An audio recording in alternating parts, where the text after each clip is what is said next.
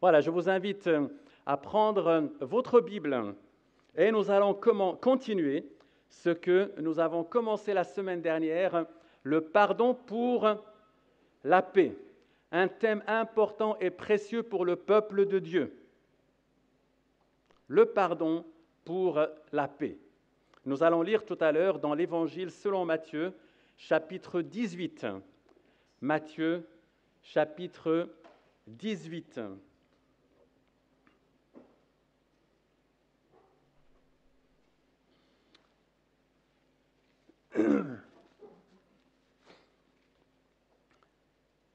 Je pourrais vous donner une liste très longue de personnes qui ont été blessées par d'autres.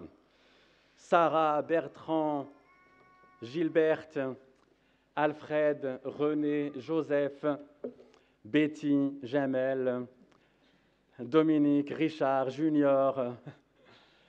Je nommerai chacun de nous et personne ne pourra dire non, je n'ai jamais été blessé. Sarah était une jeune chrétienne et elle a été profondément blessée par des paroles qu'elle avait entendues d'un membre de sa famille. Et les paroles dures qu'elle a entendues ont semé le trouble dans son cœur. Ils ont ébranlé sa foi et sa confiance en elle-même. Les paroles blessantes résonnent encore dans son cœur, dans son esprit, et ils ont créé une distance entre elle et la personne qui les a prononcées. Bertrand est un jeune homme adulte, mais il a été harcelé à l'école, quelque chose dont nous entendons parler tout le temps. Je sais de quoi il s'agit vraiment. Ce sont des souffrances atroces. Et peut-être que vous en avez fait partie de ces victimes. J'espère que jamais vous n'avez été le harceleur. Les cicatrices émotionnelles peuvent être profondes.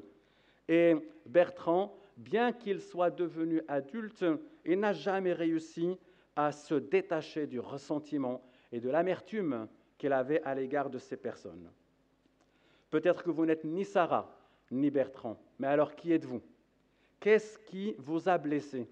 Quelles sont les souffrances dont vous avez pâti quand vous étiez jeune ou adulte ou même juste hier?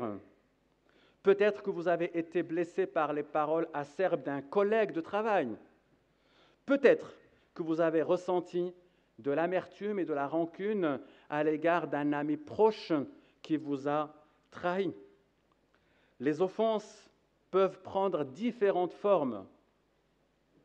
Les rumeurs destructrices sur les réseaux sociaux, les conflits familiaux qui persistent depuis des années, les blessures profondes causées par des abus, des trahisons. Ces exemples réels montrent une chose, c'est que les offenses laissent de profondes cicatrices dans notre vie. Ils créent des barrières entre nous et les autres. Alors, quand nous avons été victimes et quand nous sommes victimes de blessures, qu'est-ce que nous faisons? Quand nous sommes victimes de paroles désagréables, de critiques légères, c'est assez facile de pardonner, n'est-ce pas? Mais qu'en est-il lorsque l'offense est plus sérieuse? Où est-ce que nous pouvons trouver la force de pardonner quand nous avons perdu un être cher à cause d'un conducteur ivre? Où est-ce que nous pouvons trouver la force de pardonner quand notre père a abandonné le foyer lorsque nous avons eu 2 ou 3 ans? Quand et où pouvons-nous trouver la force de pardonner quand notre conjoint a perdu la vie à cause d'une erreur bête et stupide d'un médecin? Où est-ce que nous pouvons trouver la force de pardonner quand nous avons été abusés d'une manière ou d'une autre, dans notre jeune âge ou même plus tard? Je voudrais le dire de manière solennelle à vous, mes chers frères et sœurs, à vous, mes amis, il n'y a qu'en Dieu et en Christ seul que nous pouvons trouver la force de pardonner. Le pardon est surnaturel. Le pardon est un don divin, un don de la part de Dieu. C'est Christ, c'est le Christ, le Seigneur, qui a pardonné ses bourreaux. C'est lui seul qui nous donne cette même force afin qu'à notre tour, nous soyons capables de pardonner nos bourreaux, en tout cas ceux que nous estimons tels. C'est son pardon qui nous donne la paix. Son pardon envers nous, pardon expérimenté, pardon vécu. Et ce pardon a quelque chose de merveilleux. Cette chose merveilleuse, c'est que le pardon de Christ que nous recevons devient en nous une source pour notre propre pardon à l'égard de ceux qui nous ont offensés. Et pour pardonner, il faut que se creuse dans notre cœur, par le travail de l'Esprit Saint, une source afin qu'elle jaillisse et qu'elle produise ce dont nous avons besoin, la force du Christ et le pardon du Christ qui se répand au-delà de notre cœur. Nous pardonnons de la même manière que Jésus-Christ nous a pardonné. Oui, c'est possible vraiment pour nous de pardonner lorsque nous vivons sous l'influence du Saint-Esprit, lorsque nous nous en remettons à Dieu.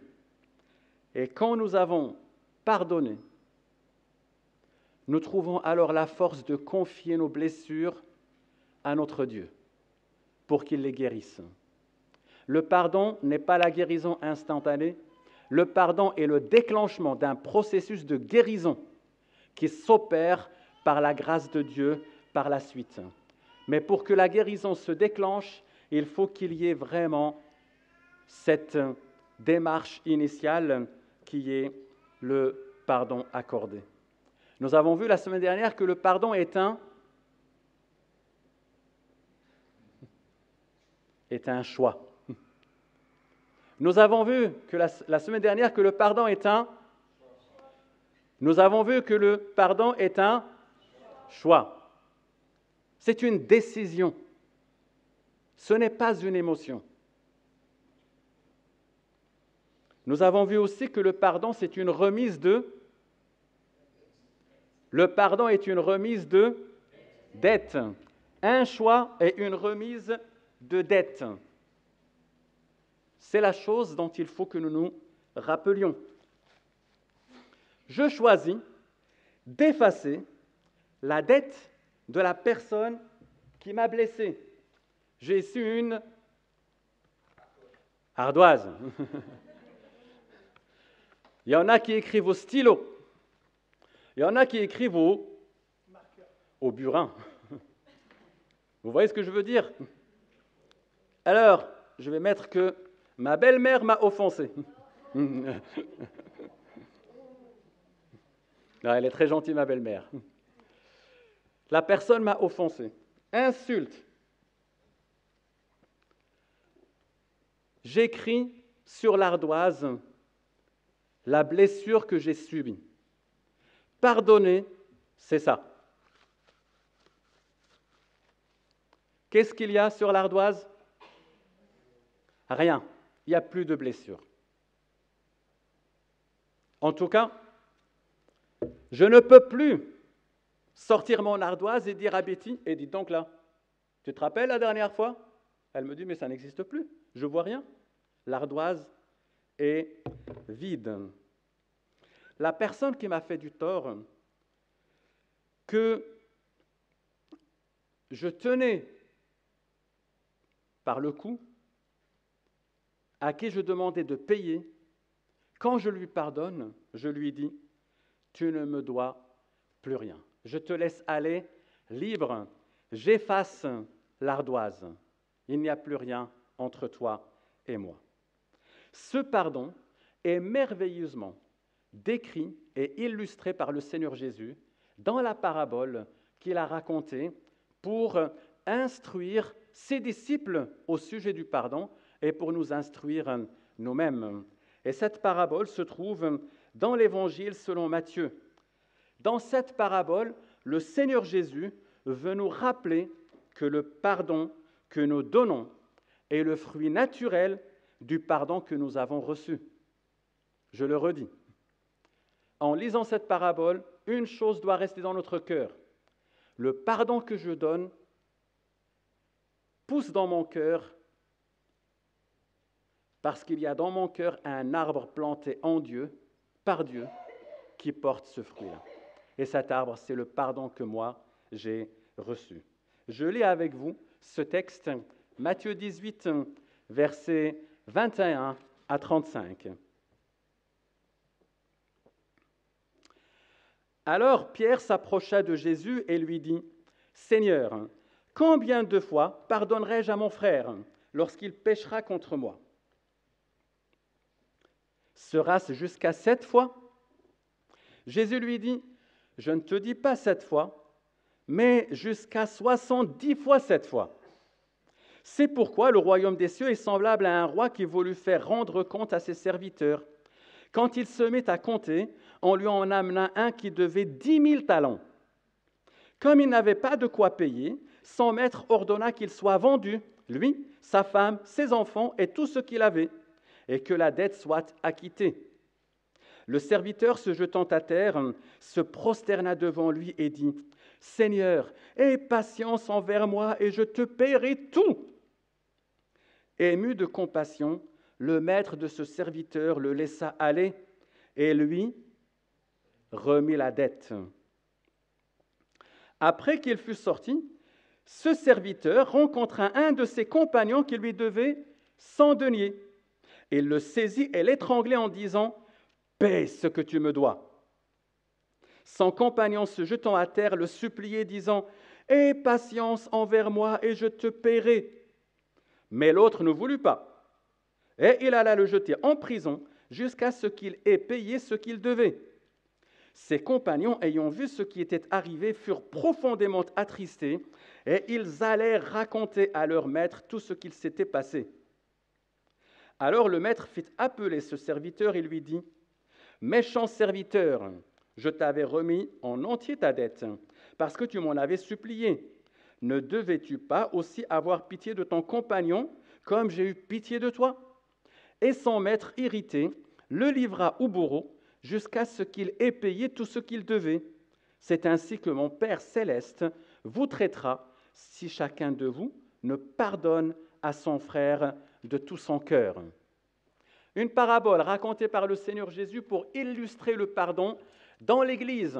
Mais cette parabole est la leçon, l'instruction qu'elle nous donne est valable pour toutes sortes de pardons. Entre les couples, dans les familles, dans le lieu de travail et bien sûr dans l'Église. C'est une parabole qui est précieuse et cette parabole est déclenchée par une question que Pierre vient poser à Jésus-Christ. Quelle est la question de Pierre? « Seigneur, combien de fois devrais-je pardonner à mon frère qui m'a fait du tort? Est-ce que je dois pardonner jusqu'à 7 fois? » Et bien, dans ce texte que nous avons lu, nous avons un dialogue entre Pierre, qui est le représentant des disciples, qui est notre représentant, et le Seigneur Jésus. Et vous savez, Pierre s'approche de Jésus et a cette question importante parce qu'il a entendu Jésus juste avant, toujours au chapitre 18, parler du pardon. Et non seulement au chapitre 18, mais il a entendu Jésus parler à de nombreuses reprises du pardon parce que c'est quelque chose qui tient à cœur pour le Seigneur. Il en parle très souvent, du pardon de la part de Dieu et du pardon entre les humains. Et Pierre a besoin de savoir. Et il a d'autant plus besoin de savoir qu'il a déjà entendu les rabbins, les pharisiens parler du pardon. Et alors, l'enseignement des Juifs concernant le pardon, C'est un enseignement vraiment médiocre. Cet enseignement était noyé dans 1000 autres instructions. Et malheureusement, le peuple d'Israël ne donnait pas une grande valeur au pardon. Et surtout, qu'il y avait des rabbins qui disaient des choses, par exemple, un rabbin qui s'appelait José, si quelqu'un pêche 1, 2, 3 fois, on lui pardonne. Mais pas de pardon s'il pêche 4 fois. Donc les rabbins étaient très généreux, ils disaient, bon, si quelqu'un pêche contre quelqu'un d'autre, on lui pardonne 1, 2 fois, 3 fois, mais pas plus. Alors vous voyez, quand Pierre s'approche de Jésus, peut-être que cette parole du rabbin José lui est venue à l'esprit. Et Pierre, en parlant à Jésus, il commence à se dire, ah, je connais quand même Jésus. Je sais qu'il va toujours un peu plus loin que les rabbins. Allez, je vais peut-être me dire 4 fois. Non. Allez, 5 fois. Bon, je vais être alors là, je vais lui emboucher un coin, il va voir, il va être épaté. Je vais lui dire 7 fois. Alors Jésus, est-ce qu'il faut que je pardonne jusqu'à 7 fois? Et j'imagine Pierre attendant de Jésus le compliment formidable. Waouh, Pierre, là, c'est extraordinaire ce que tu me dis. Et en réalité, il n'avait pas encore bien compris le sens du pardon de la part de Jésus-Christ.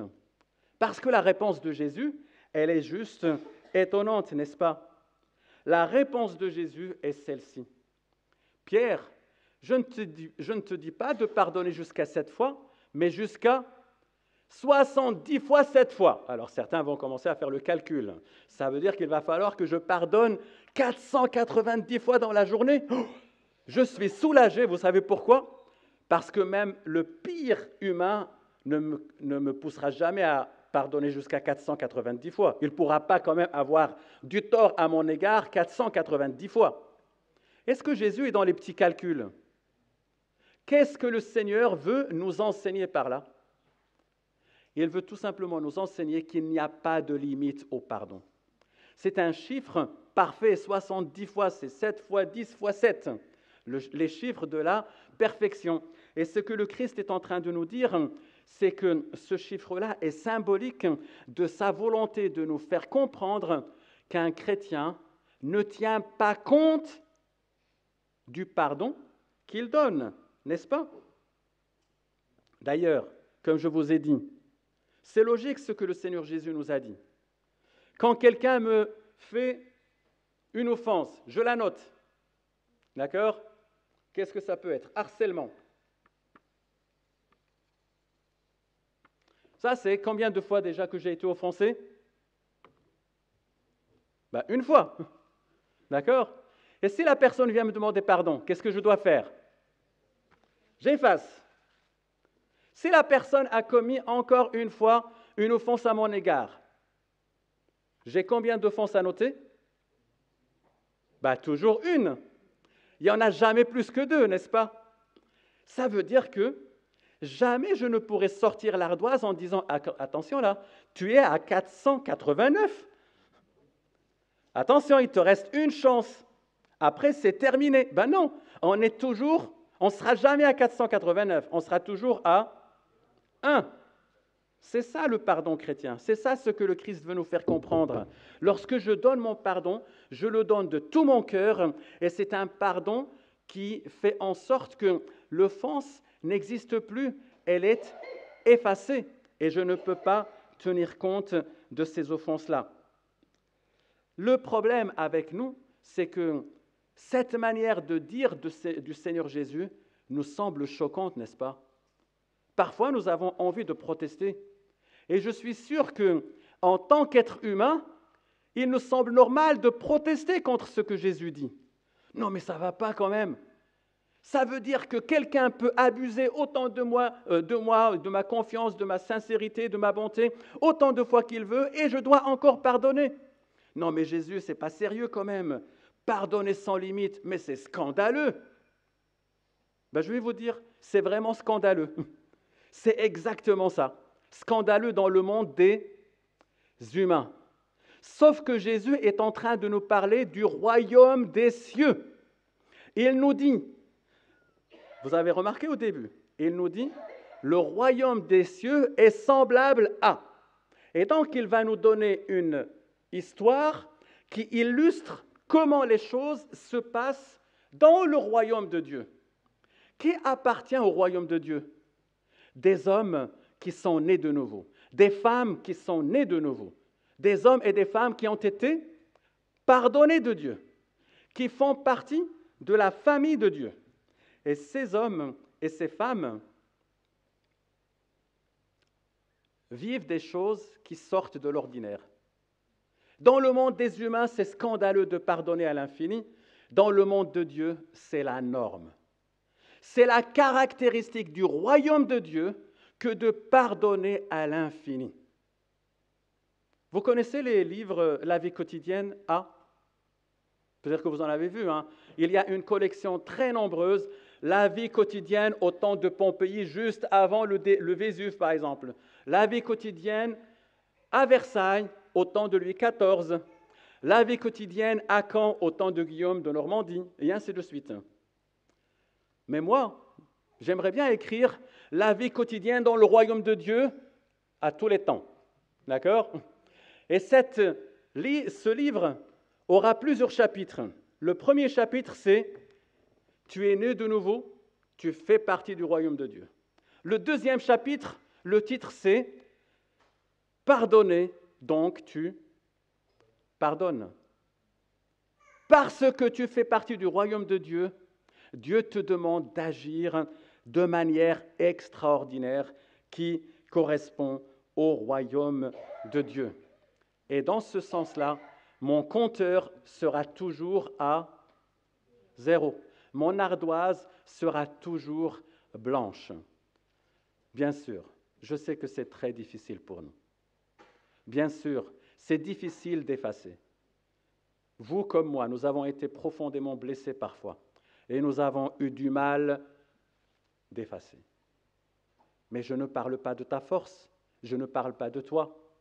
Je parle de ton Dieu en qui tu crois, celui qui t'a fait entrer dans son royaume. S'il a fait en sorte que tu entres dans son royaume, il fera en sorte que tu puisses vivre les caractéristiques de son royaume. Il fera en sorte que tu sois capable de pardonner l'impardonnable. Nous ne nous mesurons pas aux humains, nous nous mesurons à notre Dieu, qui lui a été capable de pardonner l'impardonnable. Et sans limite. C'est à ce pardon que Jésus nous appelle. Et donc, pour montrer à quel point nous sommes invités à pardonner de manière répétée à l'infini, Jésus raconte cette parabole. Et cette parabole nous parle, je répète, c'est une parabole qui illustre la vie dans le royaume de Dieu. Et elle nous parle d'un roi. Nous comprenons tout de suite que ce roi représente Dieu, n'est-ce pas? Un roi qui veut faire rendre compte à tous ses serviteurs. Il les invite les uns après les autres. Et voilà que l'un des serviteurs arrive. Il devait avoir une responsabilité importante. Le roi lui fait rendre compte. Et alors, il a une dette de 10 000 talents. Pour que vous compreniez de quoi il s'agit, 10 000 talents. Alors, un denier, c'est le travail d'un jour. Quand vous travaillez un jour, vous avez un denier. Un talent, c'est 6 000 deniers. Est-ce que vous voyez ce que représente un talent? Il représente, j'ai calculé, 16 ans de travail. D'accord? 10 000 talents représentent 160 000 années de travail. Autrement dit, la dette que la personne a envers le roi est une dette impossible à payer. Il ne peut pas.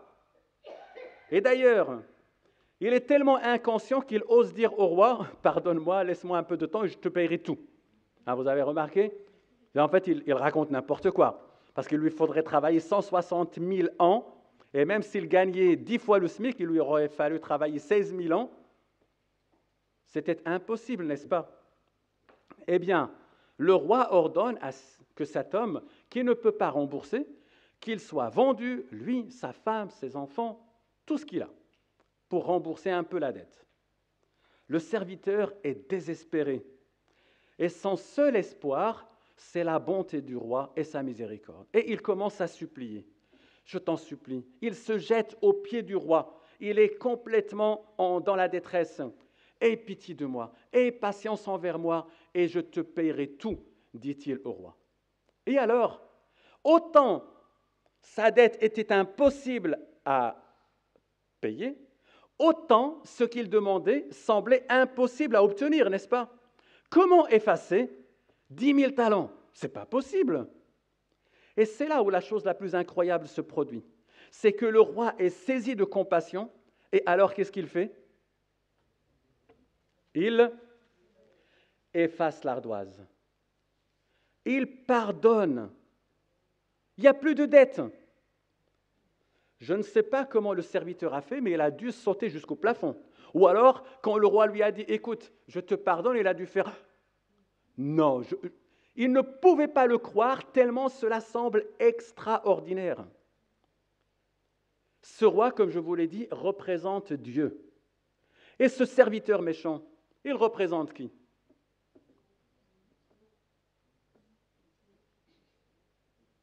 Chacun de nous. Parce que, mes frères et sœurs, nous avons été, et peut-être même que certains, sommes endettés d'une dette impossible à rembourser. Nous avons commis des choses de telle sorte que nous devons à Dieu une dette illimitée, infinie. Et ce que Dieu a fait envers nous, et qui est vraiment extraordinaire, c'est qu'il a été pris de pitié, il a eu compassion de notre situation, et il a envoyé Jésus-Christ afin que notre dette soit effacée. Et nous n'avons plus rien à devoir à Dieu. Il aurait été impossible pour nous de payer quoi que ce soit. Et même si nous avions voulu payer, qu'est-ce que nous pourrions payer? Travailler 1 année, 2 ans, 70 ans, 1000 ans? Non, nous devons à Dieu plus que 160 000 années de travail. Nous lui devons tout simplement la vie. Et il aurait dû prendre notre vie, ce qu'il n'a pas fait. Il a remis notre dette. Ce serviteur à qui le roi dit « Va, j'efface l'ardoise ». Moi, j'imagine qu'il devait sortir en criant, n'est-ce pas? « Youpi, libéré !» Et tout heureux. C'est ce qu'il aurait dû faire, n'est-ce pas? Et proclamer à tout le monde que le roi a eu pitié de lui. Qu'est-ce que fait ce serviteur? La parole de Dieu nous dit, il était sur le point de sortir du palais, qu'il fait quoi? Il rencontre un autre compagnon, en train de sortir. C'est-à-dire que la parole du roi qui lui disait « Va, je te pardonne » devait encore résonner dans le palais. Et peut-être que l'écho de cette parole le poursuivait. Et vous savez ce qu'il fait? Il rencontre son compagnon. « Tu me dois 100 deniers, dites donc. » 100 deniers, c'est 3 mois de travail. C'est pas rien. Mais proportionnellement à ce qu'il devait, il n'y a pas de comparaison, n'est-ce pas? Tu me dois 100 deniers. Va, je te pardonne. C'est ce qu'il aurait dû faire, n'est-ce pas? Tu me dois 100 deniers. Ah, mon frère, alors là, tu ne me dois plus rien. Je viens d'être pardonné de 10 000 talents. Qu'est-ce que 100 deniers? Va en paix. Qu'est-ce qu'il a fait? Qu'est-ce qu'il a fait? La parole de Dieu nous dit, il a attrapé son compagnon et il l'étranglait. Il le tenait par le col et il le serrait fort. Et qu'est-ce qu'il lui dit? Tu dois payer. Tu dois payer. C'est ce que nous faisons tout le temps, n'est-ce pas? Tu dois payer et on serre fort la personne. Ce qui est extraordinaire encore, c'est que cet homme entend de la bouche de son compagnon qu'il étranglait, « Aie patience envers moi et je te paierai. Quelles sont ces paroles-là? N'est-ce pas celle-là même qu'il avait dite au roi? Mais vous voyez, il est tellement insensible que ça ne tilte pas dans sa tête. Mais aie patience envers moi. Mais c'est ce que je viens de dire au roi, et il a eu patience envers moi, il m'a pardonné. Ah non! Il se bouche les oreilles, il ne veut rien entendre, et il jette la personne en prison. Et vous voyez, cette histoire que Jésus a racontée, il veut juste que quelque chose naisse en nous. Vous savez quoi? Une colère froide, un scandale dans notre cœur. Parce que nous trouvons que c'est scandaleux, n'est-ce pas, que cet homme agisse de la manière dont il a agi. Il venait de faire l'expérience de la grâce la plus incroyable, il refuse une toute petite grâce. Et je crois que nous tous qui avons un sens moral, nous trouvons que c'est scandaleux ce qu'il a fait. Et d'ailleurs, quand Jésus raconte, et pour que nous nous identifions avec lui et que nous voyons que c'est un scandale, il nous parle des compagnons de ce serviteur qui, eux, avaient été scandalisés. Et qu'est-ce qu'ils ont fait? Ils sont allés voir le roi pour dénoncer ce serviteur. Ils venaient de vivre quelque chose d'incroyable, ils ont vu le roi pardonner, et comme nous, ils s'attendaient à ce que cet homme pardonne, remette la dette. Il a fait exactement le contraire. Vous voyez cette parole, ou cette parabole plutôt, elle pose juste une question. Comment un chrétien ose-t-il ne pas pardonner? C'est ça la réalité. Comment un chrétien ose-t-il ne pas pardonner? Je sais que c'est difficile, je sais que c'est grave parfois, mais un chrétien, au bout du compte, finit par pardonner. Parce que le chrétien a vécu un pardon infiniment plus grand et plus précieux que ce qu'il est capable de donner. Refuser de pardonner, c'est tenir la personne qui vous a blessé par le col, la serrer, l'étrangler en lui disant « tu dois payer », comme l'a fait ce serviteur-là, alors qu'il aurait dû relâcher son compagnon, parce qu'il était lui-même entre les mains d'un Dieu en colère, qui le tenait par le cou. Et comme il a supplié Dieu, Dieu a lâché sa main, et il lui a redonné la liberté et la paix, et il l'a laissé partir dans la paix. Lorsque nous prenons conscience que nous sommes des débiteurs graciés, alors oui, notre perspective du pardon se transforme. Lorsque nous pardonnons, nous reflétons tout simplement la grâce que Dieu nous a accordée et nous devenons nous-mêmes des agents de réconciliation et de guérison dans le monde. Le pardon que nous accordons, c'est un pardon qui témoigne de la grâce de Dieu dans notre vie, de l'œuvre de Dieu dans notre vie. Jésus a raconté donc cette parabole, mais vous avez remarqué qu'au verset 35, il tire une conclusion, le Seigneur Jésus. Qu'est-ce qu'il nous dit au verset 35? « C'est ainsi que mon Père céleste vous traitera si chacun de vous ne pardonne à son frère de tout son cœur, à son frère, à sa femme, à son mari, à son enfant, à son père, à sa mère, à son collègue de travail, bref, à tous ceux qui nous ont offensés. » La parole que Jésus nous dit est une parole vraiment sérieuse et elle prend le pardon au sérieux. C'est une affaire sérieuse, le pardon, aux yeux de Dieu. Et ne serait-ce que pour cette raison, nous devons prier le Seigneur pour qu'il nous aide à pardonner les autres. Parce que le pardon joue un énorme rôle dans notre relation avec les autres, mais plus encore dans notre relation de croyants avec Dieu, dans notre relation continue de croyants avec Dieu. Cette parole que Jésus dit au verset 35, elle reprend une autre parole qu'il avait dite juste au chapitre 6. Vous vous rappelez que Jésus nous a appris à prier en disant « Pardonne-nous nos offenses, comme nous pardonnons aussi à ceux qui nous ont offensés. » Et c'est la seule demande que Jésus va expliquer juste après. Au chapitre 6, 12, il nous dit « Pardonne-nous nos offenses ». Au verset 14 et 15 du chapitre 6, il nous dit ces paroles-là. « Si vous pardonnez aux hommes leurs offenses, votre Père céleste vous pardonnera aussi. Mais si vous ne pardonnez pas aux hommes, votre Père céleste ne vous pardonnera pas non plus vos offenses. » C'est une parole vraiment forte qui doit nous interpeller constamment et nous rappeler combien, aux yeux de Dieu, le pardon est sérieux. C'est une parole qui me fait peur parce que je me dis, mais où est-ce que j'en suis, moi? Où est-ce que j'en suis dans ma relation avec Dieu? Est-ce que je peux me tenir devant Dieu sincèrement? Ça m'interpelle. Je voudrais d'abord vous expliquer ce que ces versets ne disent pas.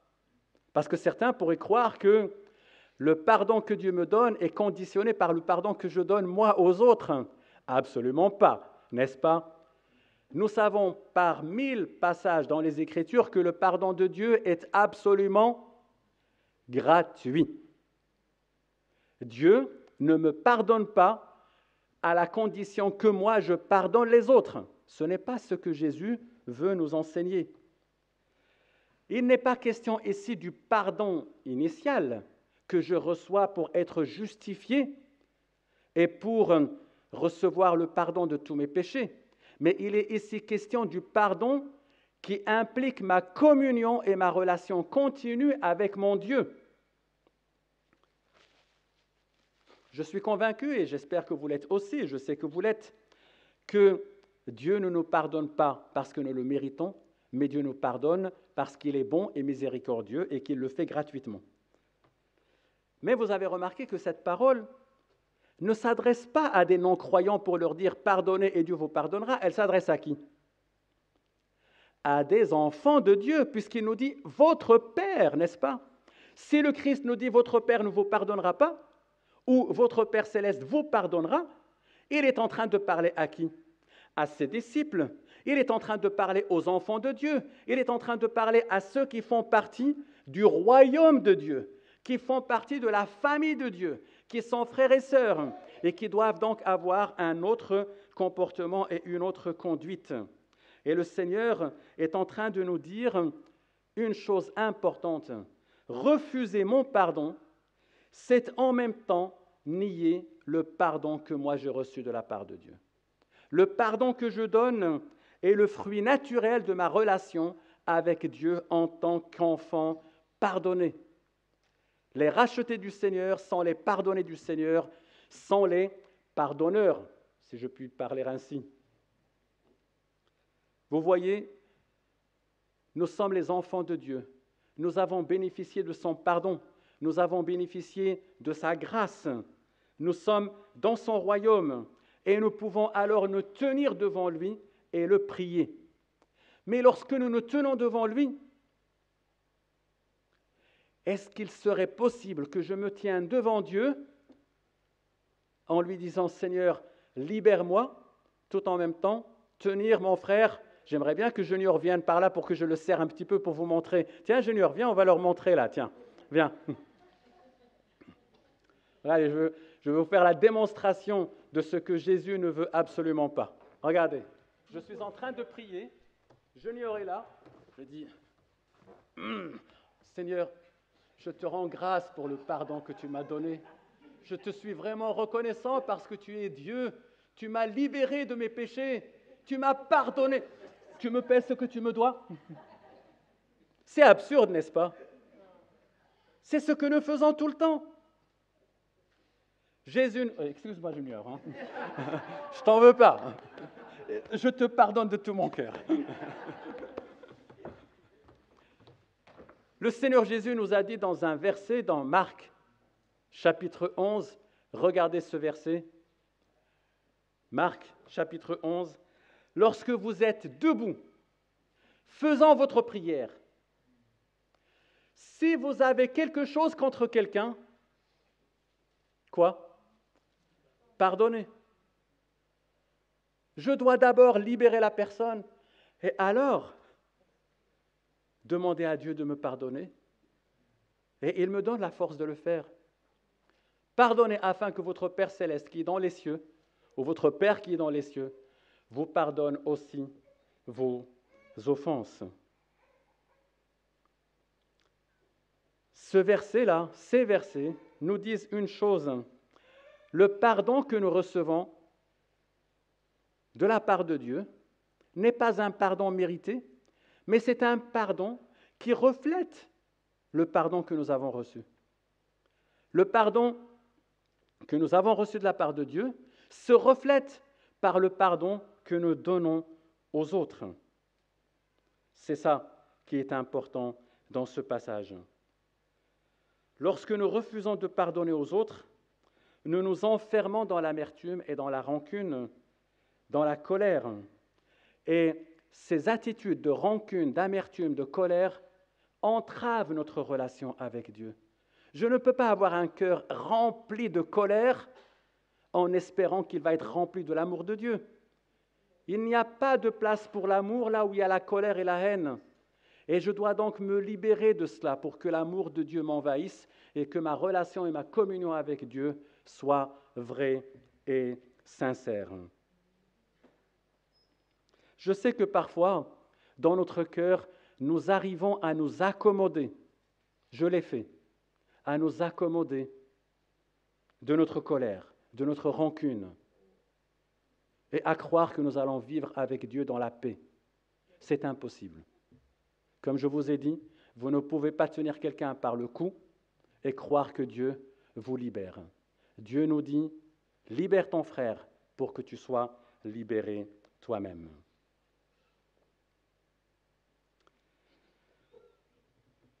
Je voudrais vous raconter l'histoire de Joseph. Joseph était marié à Margaret. Dans la soixantaine, elle est tombée malade. C'était pas grave. On l'a amenée à l'hôpital. On a diagnostiqué un petit problème et les chirurgiens ont décidé de faire une opération. Malheureusement, pendant l'opération, le chirurgien a commis une grave erreur, avérée. La femme est tombée dans le coma et 3 heures après, elle était décédée, morte. Joseph était absolument inconsolable.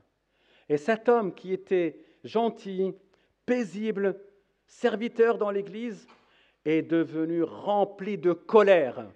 Et sa mission, dorénavant, était de faire tomber l'hôpital. Et il a juré qu'il n'aurait jamais de paix avant que l'hôpital n'ait payé, et il voulait les faire payer cher. Il les a menacés. Sa vengeance était décidée. Et il a convenu d'une rencontre avec le chirurgien et le comité de l'hôpital. Ils étaient là à l'attendre, tremblants, parce que c'était grave ce qui s'était passé, et l'hôpital aurait pu payer vraiment cher, effectivement. Et voilà que Joseph est dans la voiture, et il roule. Il roule et il réfléchit. Et tout d'un coup, de manière miraculeuse, il se dit, mais ce n'est pas possible ce que je suis en train de faire. Je ne peux pas agir comme je le fais. Il arrive à l'hôpital, il entre dans la salle où le comité se trouvait, le chirurgien est là, tremblant, s'attendant au pire. Ça aurait pu détruire sa vie, celle de sa famille. Joseph se dirige tout droit vers le chirurgien. Tout le monde pensait qu'il allait lui casser la figure. Il lui tend la main et il lui dit, tu sais quoi? Je ne peux pas continuer d'agir comme ça. Ce que tu m'as fait, je te pardonne. Si je veux vivre dans la paix, je te laisse partir dans la paix. C'était vraiment un miracle. Ce que je vous dis là, c'est une histoire vraie. Et le chirurgien, non, il était complètement abasourdi, il s'est effondré en larmes et il s'est senti totalement libéré. Et bien vous voyez, Joseph tenait le chirurgien et il l'étranglait. Et puis tout d'un coup, il s'est dit non, je ne peux pas continuer. Et il a lâché prise. il a laissé Dieu lui ouvrir la main pour que ce chirurgien aille en paix. Et peut-être qu'aujourd'hui, ce n'est pas un chirurgien qui vous a fait mal. C'est peut-être votre ami, c'est peut-être votre mère, votre père, votre collègue de travail, et jusqu'à présent, vous le tenez fermement dans la main. Demandez à Dieu de vous aider